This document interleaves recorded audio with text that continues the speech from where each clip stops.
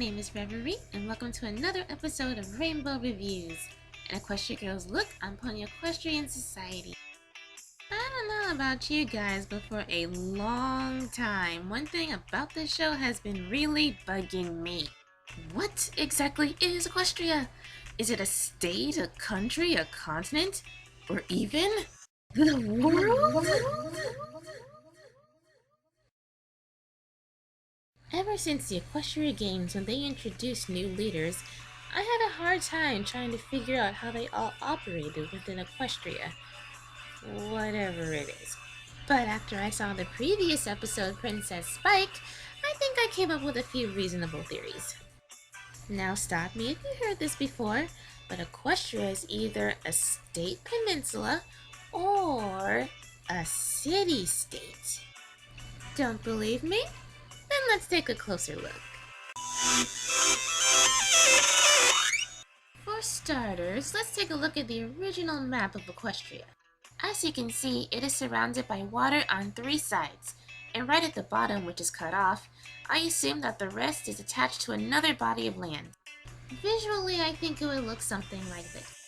Now pretend Alaska is Equestria, and Canada is some other place, I don't know. I'm not sure about the placements, but given how the original map looks at the bottom and how one of our maps look when focusing on a peninsula, they're pretty similar. Plus, states are broken up into regions. As we look at the structure of Equestria, we can easily break it up into separate regions, or as the ponies call them, cities. Welcome to the Grand Equestria Pony Summit! You delegates have traveled far and wide to represent your cities as we seek to celebrate and learn from all the unique places that make up our wonderful land of Equestria. At tonight's welcome reception, Princess Cadence will dedicate this beautiful friendship statue made up of gemstones from each of your home cities.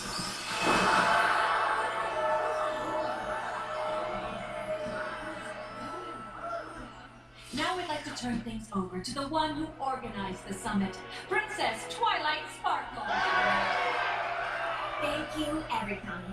With delegates from over 50 cities attending 3 days of conferences, receptions, and meetings, this is the largest Grand Equestria Pony Summit yet. And let me tell you, putting it all together has led to more than one sleepless night. We're so excited to have you here, and to learn more about life all across this great land of ours. And now my faithful assistant Spike would like to say a few words. Hello, every pony. I'm here to help any way I can. So if there's anything I can do for any of you... We love you, Princess Twilight! We love all the princesses! I guess every pony loves a princess. As we learned in Princess Spike, Equestria itself is broken up into over 50 cities. Since Equestria is a fictional place, it's not strange to think that the regions would be replaced with cities. From what I understand, the ponies attending the Pony Summit are representatives of each city of Equestria. And from what I could tell, I didn't see any representatives from South Arabia, Dragon Country, or Meritonia, leading me to believe that these are creatures not residents of Equestria, but they live nearby. Maybe a part of their own states connected to the same country, or a part of their own separate countries, just somehow connected to Equestria. Like the way the United States is connected to Canada and Mexico, which in turn would make Equestria its own country too, but that's a separate theory altogether.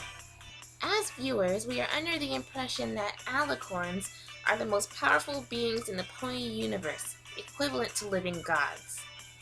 It's possible that Equestria could be the state capital of whatever country this is, which is why the princesses have so much power, and Equestria gets more screen time than any other place.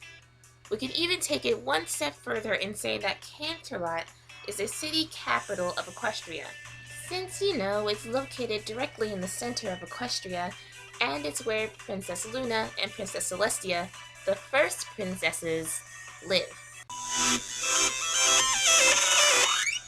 A city-state is defined as an independent city, and sometimes its surrounding land which has its own government, completely separate from nearby countries.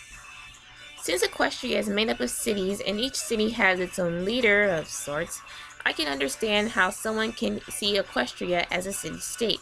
Plus, through the seasons, the show has constantly made callbacks to Greek mythology, and since Greece was at one point a city-state, it would only add to the pattern, so it wouldn't be weird if that was the case.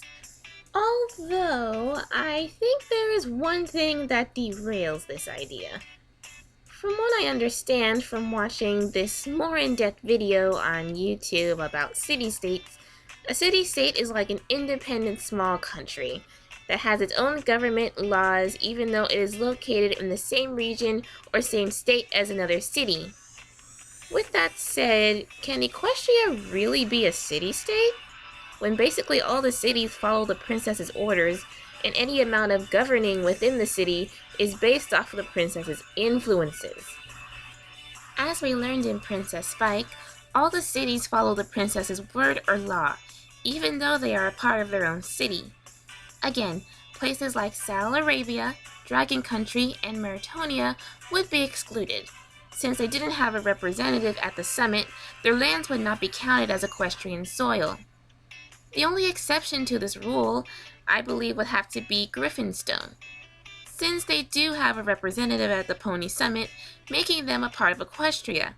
But at the same time, they have their own government, or at least they used to.